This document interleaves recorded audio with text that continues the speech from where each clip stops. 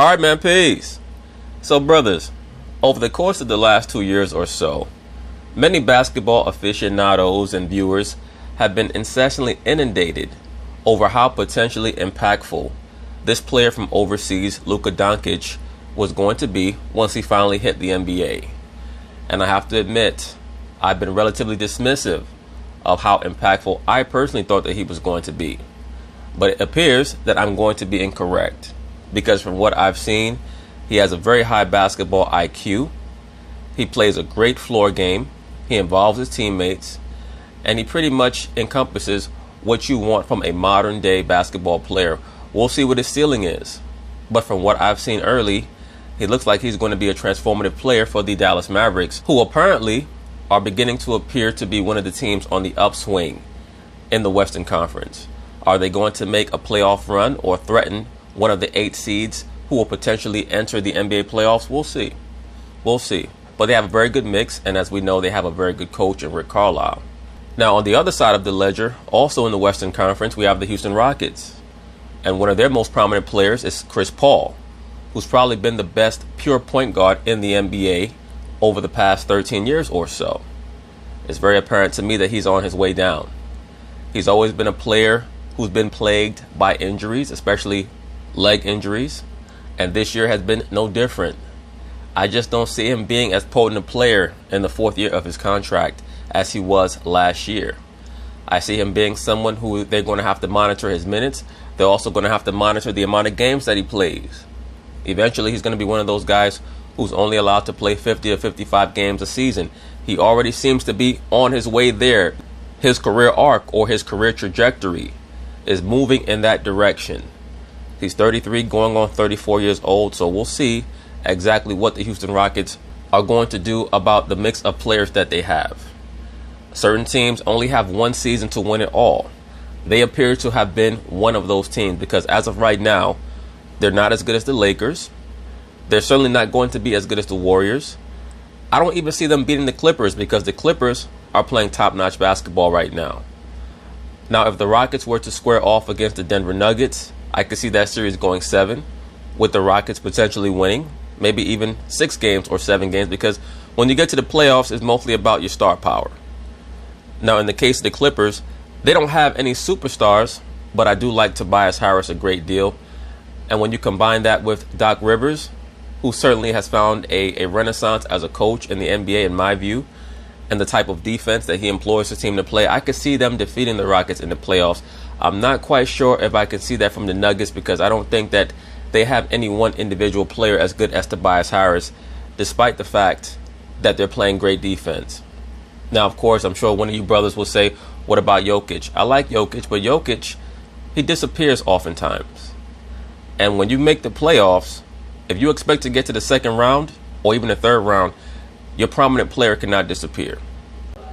Well, I can respect that, because I think Dončić is the real deal. I think he's destined to be Rookie of the Year.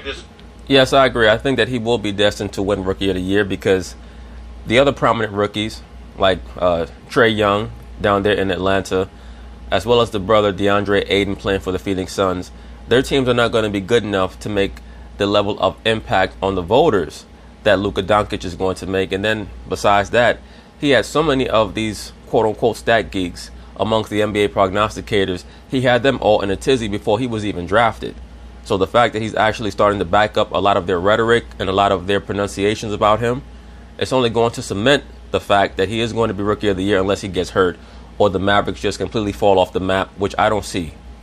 There's no doubt about that. I think Rick Carlisle is reminding everybody that he's a championship caliber coach, because he's got a ring on his resume. And I love the fact that Dennis Smith Jr. and Luka Doncic are playing, and DeAndre Jordan is averaging over 13 rebounds a game. Keep in mind 2 things that you got. And on top of that, once again, DeAndre Jordan has greatly improved his free throw shooting, which is going to make him, when it comes to overall value, one of the top centers in the NBA. Because the level of defense that he plays is right there with, if not above, a Joel Embiid or an Anthony Davis. So if he's going to make his free throws, that's going to make his team even more dangerous when the playoffs come. that you got to pay attention to with the Dallas Mavericks. Number one, they're a top 3 defense in the NBA. And number two, primarily because they usually limit you to one shot. They're number one in defensive rebounds, obviously courtesy of DeAndre Jordan playing a big role with that. But my biggest takeaway from last night's victory over the Houston Rockets is how awful the Rockets look. It's just that simple. It's gotten better. Right, but you know what, Steve? The Houston Rockets, their program is not built to last. That one-on-one, going between the legs 500 times, that's not a winning style of basketball. That's how you know that how they played last year, that was a moment in time that they were supposed to capitalize on. They met up with the Golden State Warriors in the Western Conference Finals. They talked shit the whole season. They finally got the Warriors where they wanted them. They were down 2-1 when Andre Iguodala got hurt. They went up 3-2, and then CP3 got hurt, and that was all she wrote. And I have a feeling that that is going to be all she wrote for this current incarnation of the Houston Rockets. Back to James Harden and everybody else. Clearly, the loss of Trevor Ariza and Luka Doncic has had a devastating effect on the Houston Rockets. They need to prioritize figuring out a way to go back to Phoenix and get Trevor Ariza, who's in a 1-year, $15 million deal. Get him back in Houston come hella high water. Right, but Steve, what are you really saying? We have to bring back a role player like Trevor Ariza, who showed last year that, I mean, no disrespect, he's a very good defender, but he can't stop Kevin Durant and he can't stop LeBron. So you're going to have to try to climb mountains and walk through valleys just to get back this role player who, when he was on your team last year, you guys still would not get enough to win the chip. He was one of the players out there on the basketball court when you dude shot 1 for 30 from three-point land in Game 7 against the Warriors. Evidently, Carmelo Anthony was not the problem. No, he was a problem. I won't say that he was the problem, but he was a major problem. Because right after he left, they started to play better. They got a problem playing defense. They got a problem sharing the basketball. There's too much one-on-one. Right, but that's how they played last season, Stephen A. Maybe the rest of the league has caught up with them, in addition to them losing some very important role players. But I never felt like coming into this season that the Rockets were going to be a huge threat anyway. At least no greater a threat than they were last year. And with the Golden State Warriors adding DeMarcus Cousins, barring a major injury, they were going to, at the very least, represent the Western Conference in the finals again. Right now, I want to see Golden State against either the Celtics or the Raptors in the finals. That's what I'm waiting on. That makes them easier to defend outside of having to deal with James Harden. And, of course, the health of Chris Paul remains a huge question mark because he hasn't been playing as of recently. So without him on the court, Chris Paul's health is going to be a major question mark for the rest of his tenure with the Houston Rockets. Keep in mind, CP3 is the head of the NBA Players Association, and he was the foremost advocate in the NBA not testing for HGH and other forms of performance-enhancing drugs. Why is that? Because it's very clear that he needs them to maintain his career in the NBA. No disrespect to him, and of course, everything that I'm saying is alleged. Being that floor general, you've resorted back to it being all about James Harden on offense and about nothing defensively. I mean, nothing against CP3, but just look at him out there on the basketball court. The brother has the body of a 45-year-old dude who tries to stay in shape. Like, he does not have the physique of a 33-year-old person that has high-level professional athlete genetics. He looks like somebody who's about one hamburger away and about 2 weeks of being lazy from being fat.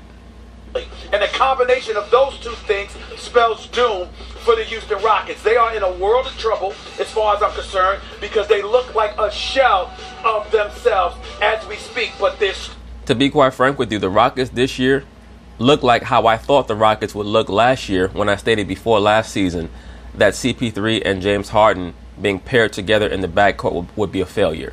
They shocked me last year with how well they played together. This season looks more like how I thought they would have looked last year. So we'll see. Maybe that means that once they get their rhythm going, that they may run off 15 games in a row, 16 games in a row. When you first start these seasons, every team enters the season with a level of optimism. That's why you have the Orlando Magic playing so hard and the Charlotte Hornets playing so hard. The Phoenix Suns are still trying to beat teams. But once you get, around the 35-game mark, the 40-game mark, a lot of these teams, they start to drop off in regards to the effort that they give. The Brooklyn Nets and the New York Knicks, a lot of these teams, they're going to fall by the wayside. The Chicago Bulls, You see, they just fired their coach. There's still hope, and there's still time. You can figure out a way, if you're Daryl Morey, to go and correct the mistake of letting go of Trevor Ariza, letting him walk away. Get him back. Outside of that, get Chris Paul healthy, and obviously I think that'll do well for them. Well, but right now, they don't look good. The Rockets, the fact that they're struggling without Chris Paul is not mysterious. I mean, nowadays, if you are a top team, you will be, in almost every case, top heavy. You know, especially coming off a near miss to get to the finals last season, where, of course, they didn't have Chris Paul in Game 7 and had an historically bad shooting night and only lost by single digits. Nevertheless, you return a team. Right, but Max Kellerman, how long are you going to keep regurgitating that same excuse? They had an historically bad shooting night. There's a reason for that. And I've used this analogy in the past, and I'm surprised that he has not picked up on it naturally, because he is the boxing maven, or at least the resident alleged boxing maven of ESPN. When you have two fighters engaged in a boxing match, the reason why one fighter might appear weaker down the stretch of the fight is because the other fighter has been concentrating his blows on his opponent's midsection to weaken him. Over the course of that 7-game series, the Rockets exerted so much energy on the defensive end, trying to impede the Warriors from utilizing the constant movement that wears down all their other opponents, that by Game 7, they had no legs. The Rockets had no legs left by Game 7, because it takes so much mental focus and physical conditioning to try to dissuade the Warriors from doing what they do on offense, because the Warriors are the best conditioned team in the NBA, on top of being the most skilled team in the league. That it just wears you down over the course of a 7-game series. Just like fighting someone like a Muhammad Ali or Floyd Mayweather is going to wear you down over the course of a 12-round or a 15-round fight. A team with max contract guys, Harden and Paul. If one of those guys is missing, you're not the same. I mean, Capella gets his deal, but Capella's not there for his offense. You know, rolling to the rim, I get it. But he's really there. What he does primarily is give you some defense, or he should at least. And you look at the team, and otherwise, where do you think the offense is going to come from? It's just not. It's a top-heavy team. Obviously, the Mavericks, meantime, Stephen A. The Mavericks. It's not. If it was just beating the Rockets, that would be one thing. But they also beat the Celtics. That's back-to-back. The Mavericks have a very bright future. They also beat the Golden State Warriors, albeit without Steph Curry, but they did beat them. The Mavericks have a very, very bright future. Back wins against preseason favorites Celtics and Rockets. I know they're both struggling, but the point is the Mavs aren't. I'm not denying anything that you're saying about the Dallas Mavericks, but they're not the ones that won 65 games last year and was within a Chris Paul injury in Game 5, according to you, of going to the finals and ultimately winning the championship. There's such a precipitous drop-off as it pertains to the Houston Rockets that we got to pay attention to. And oh, by the way, while we've been lamenting the state of affairs with... I think that there are a couple of reasons for that, Stephen A. Smith, why the Rockets have dropped off so precipitously. There are a few reasons for that. Number one, I think that many of the other teams in the NBA have caught up with the Rockets' style of play and what they want to do, because what the Rockets want to do on offense is so basic. What they want to do is so predicated on being able to defeat your man one-on-one that many of these other teams in their defensive game plans, they know all they have to do is hone in on Harden and CP3. And then that brings me to my next point. CP3 has missed quite a few games. First with the suspension due to his altercation with Rajon Rondo. And now he's been hurt. He's been injured. So that also has hurt them. Then number 3, they've lost a couple of their defensive stalwarts, who you've already mentioned. Trevor Ariza, Luka Doncic. And then number 4, they brought in that 1,000-pound anchor by the name of Carmelo Anthony. And he hurt them for a long time because he's not proficient or efficient on offense. And he's terrible on defense.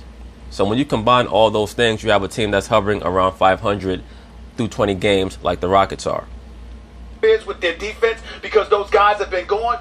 Keep in mind, the Houston Rockets are still a top 10 defense this year. They rank 8th defensively in the NBA. Right, and they've started to shoot up ever since they got rid of your boy Carmelo.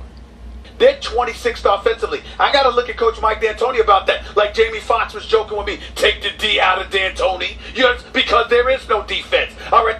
Well, if there was a D in D'Antoni, it's probably because Jamie Foxx put it there.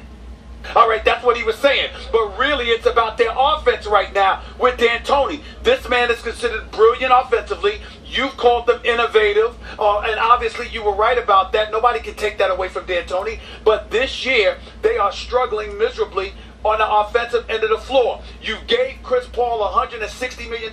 When Chris Paul is not healthy now at age 33, he's gonna be making over $43 million at age 37. There's something wrong with that picture. Well, there's nothing wrong with it if you're Chris Paul. That was an investment that Daryl Morey felt like he had to make because he had to go all in on that venture of pairing Chris Paul with James Harden. Now, the real issue for the Houston Rockets down the line is whether or not they're going to be able to bring in a third star, at least in the near future. Because if not, there's pretty much going to be no way that they can blow up this current incarnation of the Rockets because James Harden's about to be 30 years old. And who the hell is going to want a 30 or 31-year-old James Harden who's never won anything and who's never really been coached on how to play a team style of basketball? That's why I tell you, brothers, James Harden and Russell Westbrook, they're like a lower level version of LeBron James.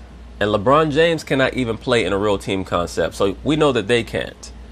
So pretty much Daryl Morey is stuck right now. And so when you look at it from that perspective, Daryl Morey has got to figure something out personnel-wise to help these guys out. Because if you keep utilizing James Harden this way... And here's another problem. While Daryl Morey might not be the coach of the Houston Rockets, he pretty much is the offensive coordinator. Because he's the GM who has propagated this notion that the only two shots that are worthwhile are either dunks and layups or three-point shots. He's the GM who believes that the mid-range jump shot will hurt your team's chances of being as proficient offensively as they can possibly be. So he has hampered Mike D'Antoni via proxy. I'm sure that there are some things that Mike D'Antoni would like to add to the team offensively in regards to wrinkles, but he knows that he can't do that because he has Daryl Morey hovering over his shoulder. With Chris Paul being injured and getting no help from the ancillary parts around him, then guess what? You're gonna wear him out, and he's gonna have nothing for you come postseason time. The Rockets' problem really is very simple. Who are they chasing, Stephen A? Who's everyone chasing in the West? Golden State. Golden State. You know who has the #1 payroll in basketball? Golden State. And so the Rockets can have the fourth biggest or the third or the fifth biggest payroll, whatever it is, and in terms of luxury tax, all that stuff, and you can say, well, that should be good enough when you have a great GM like Daryl Morey to figure it out. But really, the problem is right now that they got cheap on the margins. They let Trevor Ariza walk. It did affect their defense. They tried to plug the hole with Carmelo Anthony.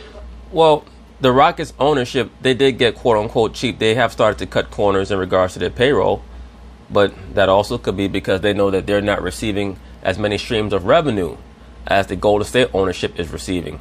However, they're receiving it. I mean, let's keep one thing in mind. That is a super, super liberal region, the Bay Area. And the ownership of the Golden State Warriors is super, super liberal. That is also the wealthiest region in America.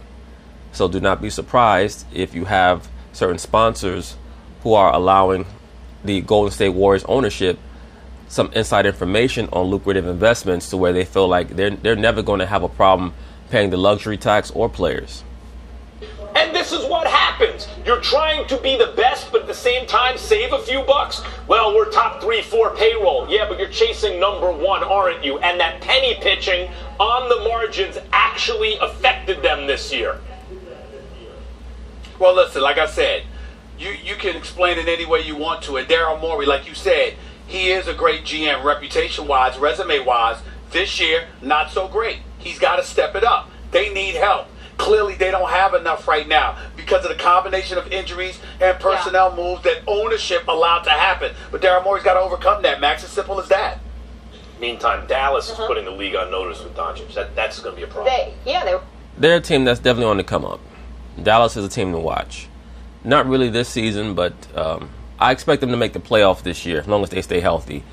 They're going to be, probably a 7th or 8th seed, and depending on who they play in the first round, there could be some touch and go moments in that first round matchup, especially if they get to like 7, say Golden State is 1, and the Rockets have a rejuvenation and they can get to the 2 seed, or even the Lakers at the 2 seed. If they were to face off against the Mavericks in the first round, that could be a problematic series. Yeah, they were 2-7 start the season. Now they're 8-2 in their last 10. And as far as CP3 guys, 59-14. With him, 15 and 14 without, and we know they still even need more than a healthy CP3 on that team to compete.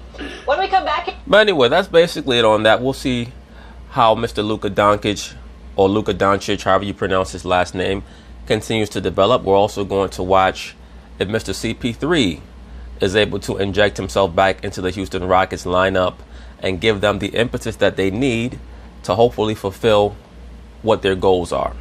So peace.